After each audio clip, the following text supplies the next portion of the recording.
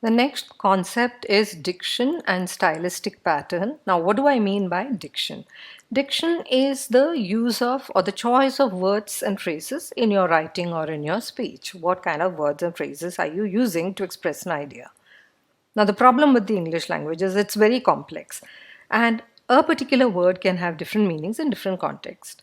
And then the synonyms of a particular word can be appropriate in some contexts and not so in others. Let me explain this. Let's just take a simple word, pay. Now, the word pay, it means to give money to someone for work that they have done. You pay the driver, you pay, various people. So if they give you work, you pay them money. That's one. The company pays its employees very well. Now, the same pay can also mean to give or do something that is nothing to do with money, to give something, that is, he paid her a compliment, he gave her a compliment. So it's just giving something. Or it can also mean to do something. You must pay attention in class.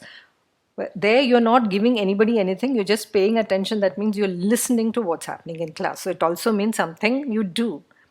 Yet another meaning can be to call on someone. I paid my grandmother a visit. So you're calling on someone. So these are 3-4 different meanings of pay. Now what happens is, just because now we've established the meanings of pay, the company pays its employees very well, okay? A synonym for pay would be reimburse. So here, of course, I could say the company reimburses its employees very well.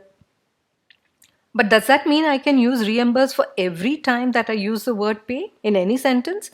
I paid my grandmother a visit. Can I say I reimbursed my grandmother a visit?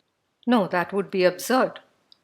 So that would be completely wrong. You don't reimburse your grandmother. So the correct meaning depends on the context. Words have different meanings and you'll have to look at the context. Obviously, pay and reimburse, especially in this case, are not interchangeable under all circumstances. Now, another possible confusion occurs when a word has multiple meanings, but in a particular context, only one of those meanings fits. Like pays had different meanings, and in the context of that sentence, only one meaning fits. Okay, so here we have Filippo Tommaso Marinetti was the first artist in the modern era to think of the preparation and consumption of food as art. The avant-garde futurist movement, formed by Marinetti and other artists in Milan in 1909, embraced the industrial age and all things mechanical, from automobiles and planes to manufacturing methods and city planning. Now let's look at the options. No change, took into one's arms, enveloped and seized. Now embraced is the given one. What are we looking at? Or are these words related? Embraced means to take into one's arms, and it also, to envelope means to surround. That's what you would do if you took someone into your arms. And seized, that is held with both hands.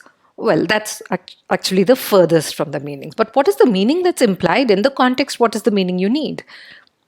Formed by this, these artists, this movement formed by the artists in 1909 embraced the industrial age and all things mechanical. Now, are we looking at a secondary meaning of one of these words?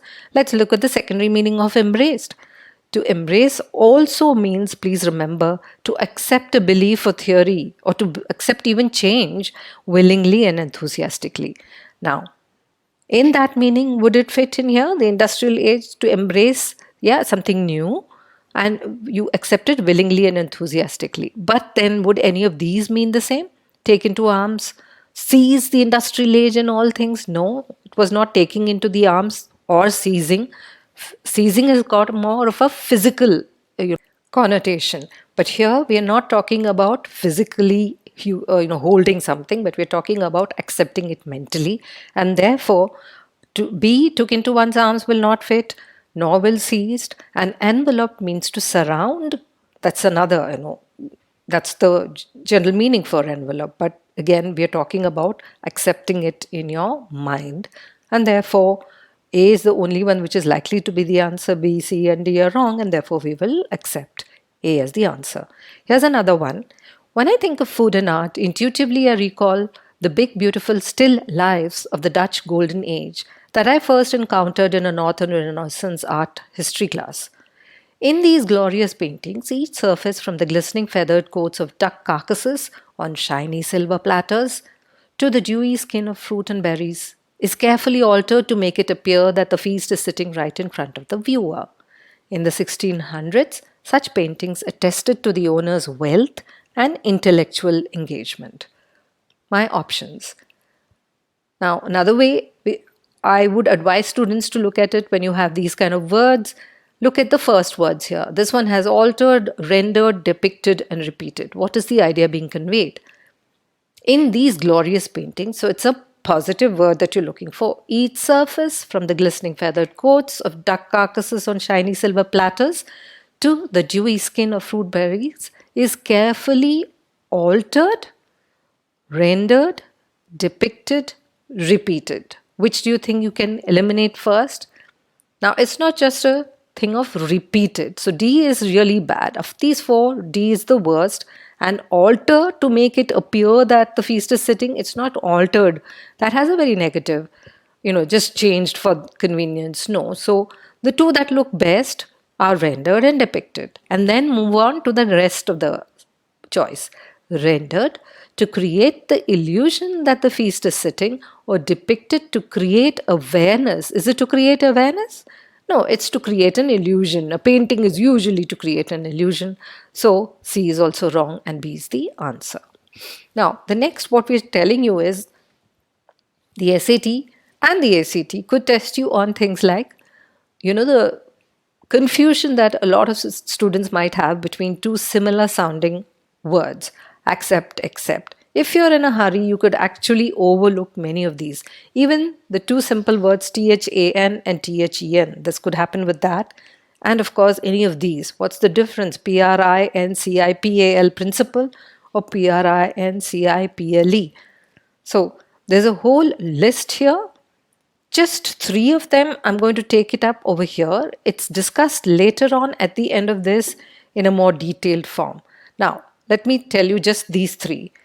Difference between prosecute and persecute, elicit and illicit, indeterminate and interminable. The thing is, all of you might know the meanings, but when you are working under pressure in a hurry, you might just overlook. You have to know the difference in the meaning. So let's take the first one, prosecute. That means to conduct legal proceedings against. For example, in a sentence, if you were to use it, many vacant properties, put up signs reading, trespassers will be prosecuted. If you trespass on this property, legal action will be taken against you. And persecute means to treat someone unfairly or in a poor manner over a long period of time. The Jews were persecuted by Hitler's regime. And when you are asked to pick between these two, if you're not paying attention, you could pick one for the other.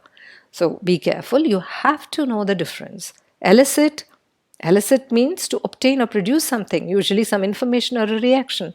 The announcement elicited a round of applause from the audience. Illicit is that which is not legal, that is not allowed. Gambling is considered illicit in many countries. The last two, indeterminate and interminable. Now, indeterminate that just means that which cannot be measured or determined or counted. The number of people who have died because of the plague is indeterminate. And the other one would be interminable. That is unending. It's just going on and on and on. Boring. Never ending or apparently not ending. The director's speech was interminable and many in the audience were getting restless.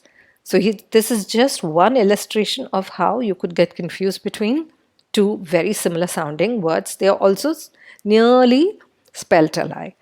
Therefore, please make sure, go through that list that we provided you and make sure that you know all of them distinctly. And if you don't, note it down and work through them.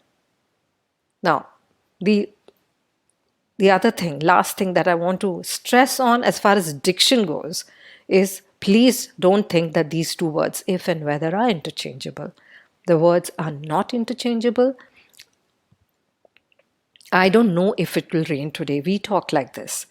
But that word if is wrong over there. When you're talking about two possibilities, that is, it may rain, it may not rain, You do not use the word if. You say, I don't know whether it will rain today. The above construction is wrong because the speaker is talking about two possibilities. It may rain, it may not. So the right sentence is, I don't know whether it'll rain today. Whether is used when one is talking about two possibilities. They're wondering whether they will be punished.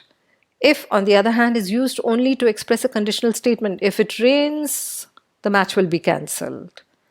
If you don't like the room, you can move into another one. If you had, now those two were in the future. The last example is one for the past tense. If you had worked hard, you would have done well in the exam. So please don't confuse between these two words. Now we move on to stylistic pattern type of questions. In these questions, the student is expected to note the style of writing in the given passage and choose the option which is as similar in style to that. Now, similar in style, what are you looking for? Is it formal or informal kind of language? What's the tone? Has it been a positive tone all along? Continue with the same positive tone. And the voice, is it talking in first person, second person, and such things is what you would be looking at.